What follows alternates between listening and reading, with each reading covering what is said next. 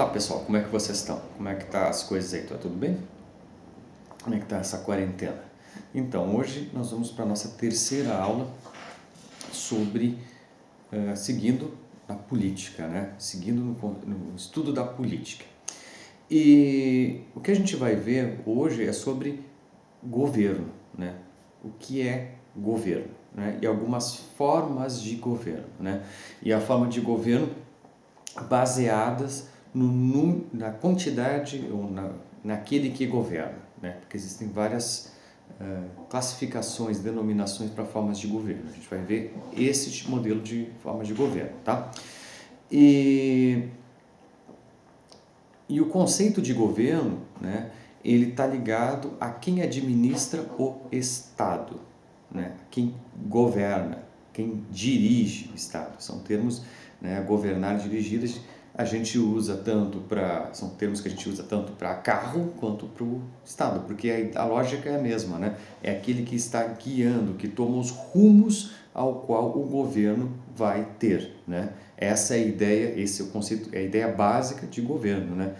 De governança, né? E existem algumas formas de pensar o governo, né? Que você já deve ter estudado, já deve ter visto, mas que varia, que, enfim, tem algumas classificações. A classificação mais clássica, né, que vocês certamente já devem ter visto ou vão ver em filosofia também, né, porque a gente está estudando política, essas coisas se cruzam, né, e as classificações às vezes são vistas em mais de uma área de conhecimento, né. A classificação clássica de governança é do Maquiavel,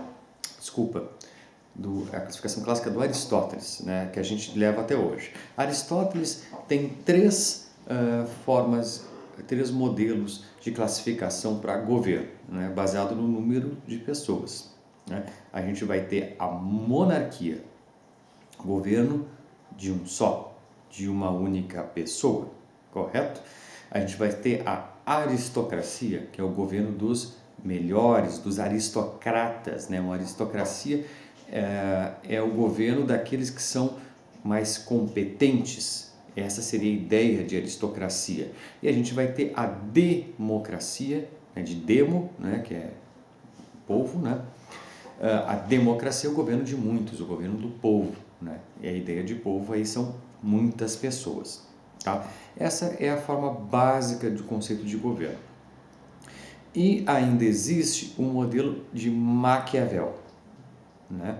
Que é o principado, né? Que é uma monarquia, né? Que seria um governando, e a república. República vem de res publica, né? Res é coisa em latim, né? Coisa pública, coisa do povo, né? Que se associa um pouco à ideia de democracia. Essas são as classificações, né? Mas elas dizem muito pouco no final, porque ela é uma classificação e a gente não tem que entender o que é cada uma dessas coisas, né? Quando a gente pensa em monarquia, a gente tem um monarca, existem vários elementos que vão constituir essa monarquia, né? A monarquia, ela existe baseada, que a gente já viu um pouquinho quando a gente viu o Weber, né? Uma monarquia, ela evoca uma dominação tradicional. Não existe monarquia sem tradição. Toda monarquia, ela envolve alguma tradição, mesmo as monarquias modernas, né? Se a gente vai pensar a monarquia inglesa, a monarquia holandesa, a monarquia sueca, né? A monarquia japonesa, elas existem porque existe uma tradição que sustenta essas monarquias, né? Porque a maioria dos locais onde tem monarquia hoje, o monarca não tem mais funções políticas, mas existe um respaldo social para que aquela monarquia exista. A sociedade ao qual aquelas monarquias estão, elas legitimam aquela monarquia. Consecutivamente, elas existem, tem uma tradição que legitima aquilo, né? É muito difícil pensar a Inglaterra, né, o Reino Unido, sem a rainha, né? É muito difícil porque isso nunca existiu, né? E eles têm muito orgulho da rainha, né? Claro que tem gente que não gosta dentro do país, sempre tem divergências, né? Mas a maior parte da população endossa a ideia de existir a monarquia inglesa, né? E isso faz com que eles existam, né? Quando o momento em que o Reino Unido não endossar mais a existência da monarquia, ela muito provavelmente vai deixar de existir. Então, o que sustenta aquela monarquia é uma tradição. E a tradição sempre vai ter esse papel, né, dentro de uma monarquia. Então, todas as monarquias, elas têm uma tradição que sustenta ela. Existe um elemento cultural, né, que sustenta aquela monarquia. Então, ela vai muito além de uma forma de governo, ela está associada a uma cultura de governo.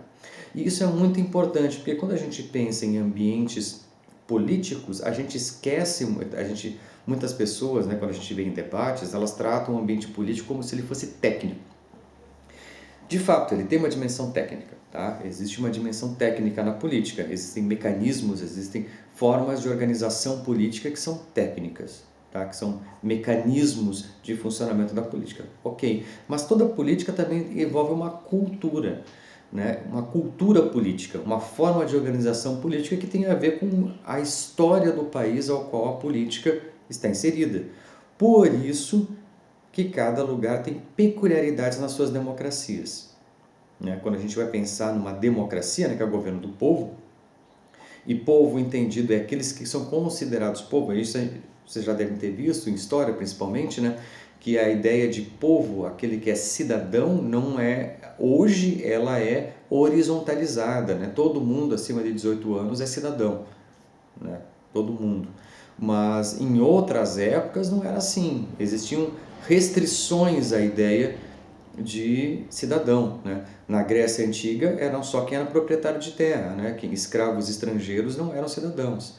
E a maior parte da população era escravo estrangeiro. Consequentemente, a quantidade de pessoas que era povo, né? que podiam exercer o direito político dentro da democracia, dentro da polis grega, eram poucas pessoas.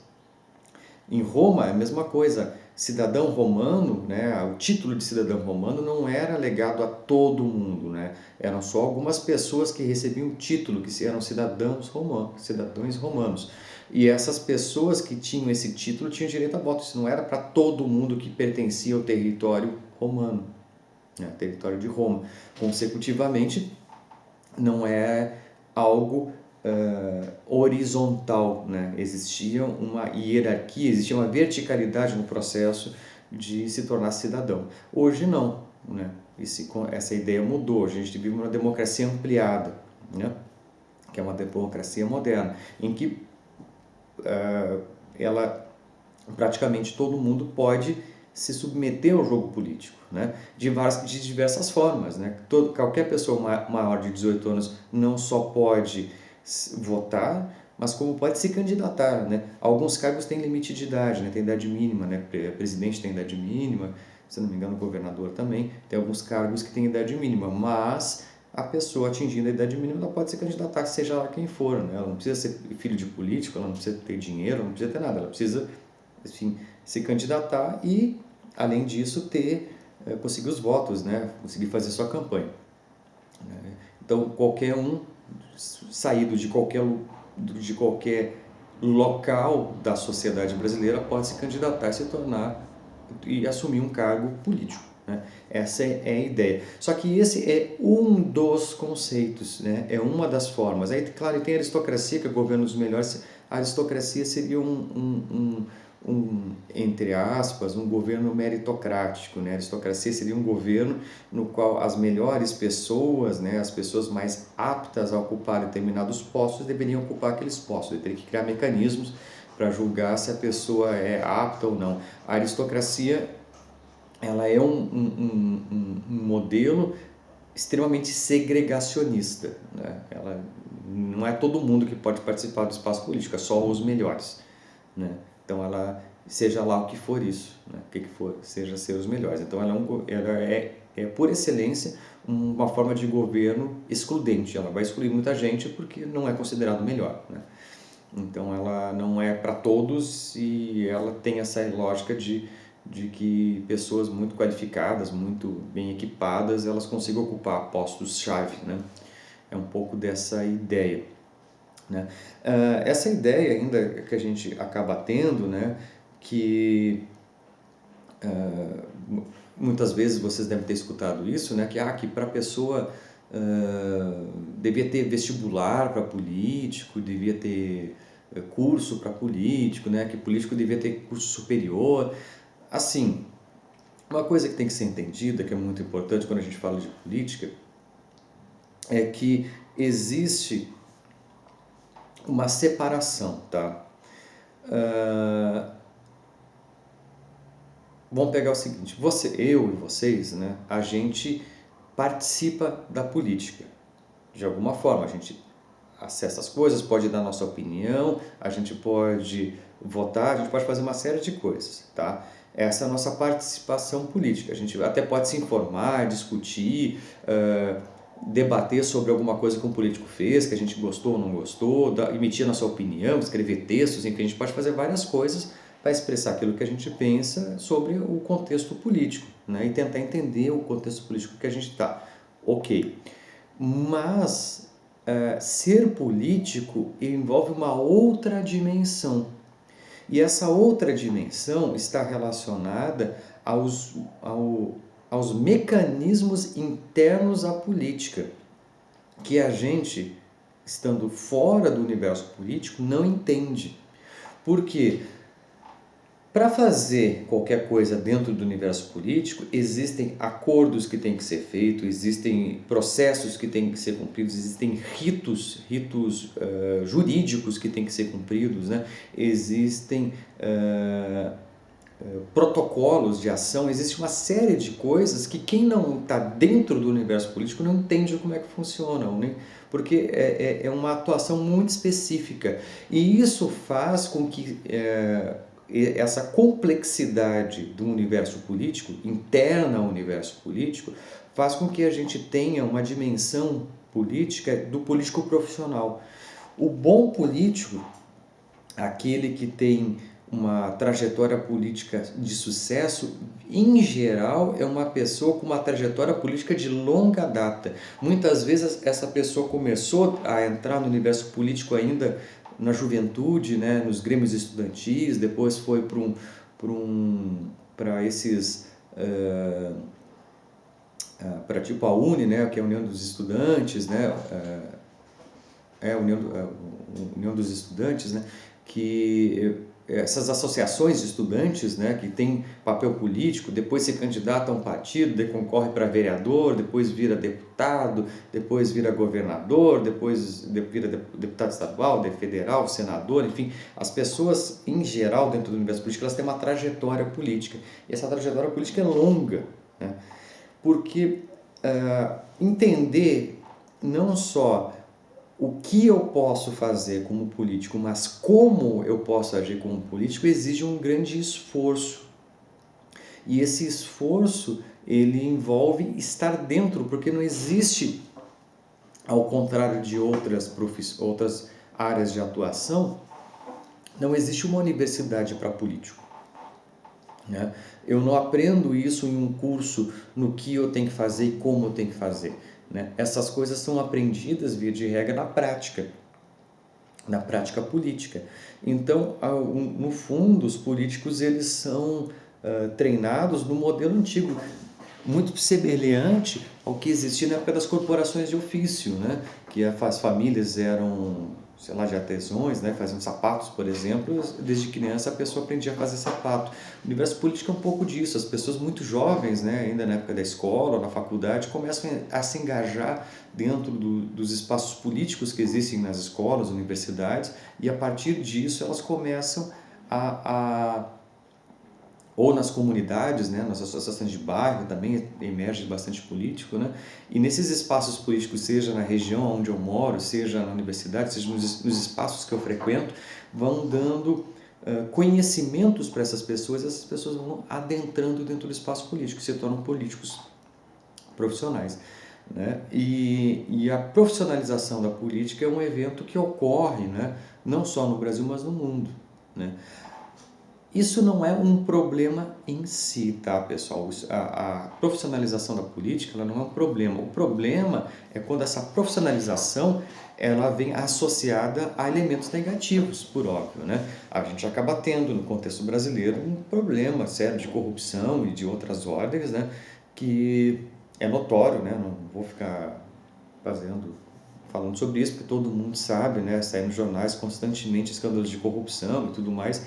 E a corrupção que ocorre no Brasil, ela também é apreendida dentro desses espaços de troca de conhecimento da política. Ou seja, as pessoas quando vão entrando no universo político, elas vão tendo acesso também a essas informações de como é que eu desvio verba, de como é que eu posso sonegar aqui, sonegar ali, né? Usar aquela verba que era para um fim e para outro fim. Esse tipo de coisa acaba sendo aprendido dentro dos espaços de trânsito político e a pessoa acaba usando isso também, né?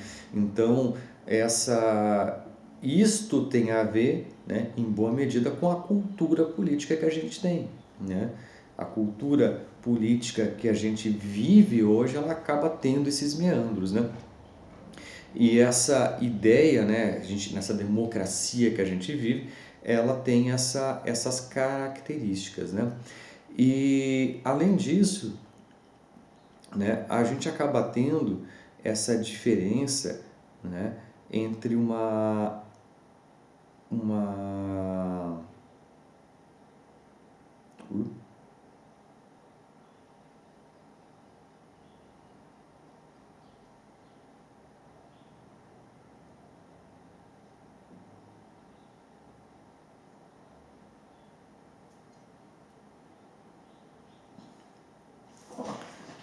Bom, vamos voltar aqui. Quando a gente vai pensar esses modelo proposto por Maquiavel, né, de principado, né, ou monarquia e república, a gente acaba tendo uma outra forma de ver isso, né? Que nem eu falo, o Aristóteles ele está vendo o número de pessoas no governo, né? A quantidade de pessoas que estão governando, que estão regendo o espaço público. O Maquiavel ele está vendo uma outra lógica. Ele está vendo as monarquias, né? Seja ela absoluta ou constitucional, ou a república.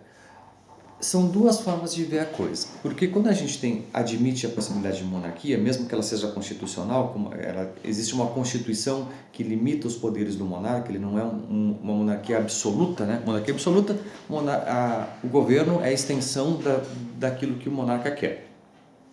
Ele é dono de tudo, a cabeça dele é que rege tudo. A monarquia constitucional, não, né? A monarquia constitucional existe uma constituição, ela está acima do rei, né? E o rei tem que agir conforme a Constituição.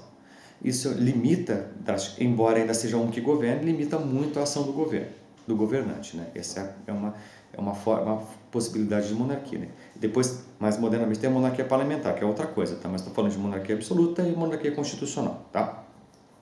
Essas monarquias, elas têm características, elas são hereditárias, elas duram, né? Tem a questão da transição de governo baseada em hereditariedade, né? Então os herdeiros, né, são pessoas ligadas ao sangue da família e tudo mais. E, enfim, acaba tendo essas dimensões na monarquia absoluta a sucessão, né, quem vai ser o sucessor, ele é dito pelo rei, né? O rei escolhe quem vai ser o seu sucessor, então ele deixa assim, fulano que vai me suceder, e é isso, a palavra do rei que manda, né? E na monarquia constitucional existe uma constituição, ou seja, existem regras de sucessão pré-estabelecidas, né? Porque, como eu falei, sempre quando a gente vai ver a Constituição, né, seja ela um Estado que a gente tem, ou seja uma monarquia, ou qualquer regime de governo em que seja constitucional, o que está acima de todo mundo é a Constituição, né? Então, tudo aquilo que a Constituição diz é lei, né? E todas as regras que tem na Constituição devem ser cumpridas. Isso é uma lógica básica. E aí, quando não ocorre isso, ou seja, a Constituição perde o seu valor, né? Em geral, acontece uma espécie de revolução naquele modelo, ou a pessoa enfim, tem uma reforma constitucional, qualquer coisa do gênero, porque a Constituição ela é soberana, e quando ela perde a soberania, todo aquele sistema baseado nela perde sentido. Então, para uma Constituição ter valor, ela tem que ser colocada valor, a população tem que garantir o valor que ela tem, né? E quando tem essas monarquias, existem regras, né, de sucessão e tudo mais. Quando a gente vai para a república, a república ela tem uma rejeição a esses modelos de governo, tanto da monarquia quanto da aristocracia, né? Nela, em geral, vai ter essa ideia do primeiro-ministro, né? Com essa ideia de que existe um chefe, né, de governo que é eleito, tá? Um chefe de governo que ele é eleito legitimamente, né? Essa é a ideia de uma república, né? Porque, como eu falei, república de res pública, de coisa pública. Então, o povo, né? A coisa pública, o povo, ele escolhe quem que vai reger ele. Essa ideia proposta por Maquiavel é bem interessante, porque, vejam, ele é um vanguardista nesse processo, né? Ele está analisando a república baseada na República Romana, né? Mas tentando projetar isso para o mundo que ele vivia, de 1500, e se opor a essas monarquias tradicionais que existiam na época, né? Existiam algumas monarquias constitucionais, mas a maioria eram monarquias absolutas, né? E ele está se opondo um pouco a isso. Ele paga o preço por isso, né? A gente já viu um pouco sobre o Maquiavel, mas é bem interessante de a gente pensar. E, é claro, existem outros conceitos, outras ideias de governo, né? Que a gente pode ver, mas não cabe aqui porque a gente vai complicar mais, né? O que a gente vive é democracia, né? E a gente vive numa república democrática, né? O que significa? A gente é governado por muitos, né? E o governante é escolhido pelo povo. Isso é uma democracia, né? Ou seja, a gente tem representantes de vários segmentos da população governando, né? O legislativo são várias pessoas, o Senado são várias pessoas que compõem esses espaços de diversas regiões do país, todas as regiões do país, né? De diversas origens, e essas pessoas constituem as leis, e o presidente outorga as leis, ele é o executivo, né? Ele que vai outorgar essas leis, e essa composição faz com que o sistema político seja diversificado de várias pessoas que, em teoria, deveriam representar a gente, né? Eu, vocês e todo mundo, né? E essas pessoas que deveriam representar a gente, né, estão lá atuando, né, ou deveriam atuar em prol da gente, né, não deles mesmos, né? E essas pessoas foram eleitas por a gente, né, por pessoas ligadas do povo que foram lá e votaram nelas e colocaram elas lá. Então, o fato da escolha de ter várias pessoas dividindo o poder, isso torna, né, e essas pessoas de origem diversas, ninguém ser restrito a participar do universo político, isso torna uma democracia. O fato da gente escolher essas pessoas, do povo escolher quem vai estar lá, e essas pessoas têm um tempo determinado e tudo mais, isso torna uma república, né? Então, a gente vive numa república democrática, né? Uma república que contém democracia. Então, a gente falar que existem esses termos, né? Uma postura republicana. O que é uma postura republicana? É uma postura que visa o bem do povo, uma postura que visa o bem da comunidade, da coisa pública. Isso é uma atitude republicana, né? Uma atitude democrática é uma atitude de conciliação, de diálogo, né? Porque para que exista um governo de muitos, não existe possibilidade de produção de um governo com muitas pessoas sem diálogo, sem chegar a consensos, né? Sem as pessoas terem projetos e objetivos comuns. Se eu não consigo construir projetos e objetivos comuns, né? Se eu sou um governante, eu não consigo convencer a Câmara de Deputados, os senadores a votar nos meus projetos, eu não governo. E para convencer eu tenho que negociar, eu tenho que ter habilidade de convencimento, de negociação com aquelas pessoas, para que elas atendam aos meus anseios e votem naquilo que eu preciso. Isso envolve negociação. Isso é essencial para uma democracia. Então, a democracia envolve diálogo, negociação, consenso, respeito, né? Tem uma série de valores democráticos que são essenciais para que exista a democracia. E, ao mesmo tempo, para que se constitua também como república, né? Democracia e república caminham juntas, em geral, né? muito difícil uma coisa ser dissociada da outra, tá? Por hoje é só, pessoal, é uma aula mais curta e ficamos por aqui. Então, qualquer dúvida, vocês sabem, né? Vocês podem comentar aqui no canal, vocês podem me mandar um e-mail.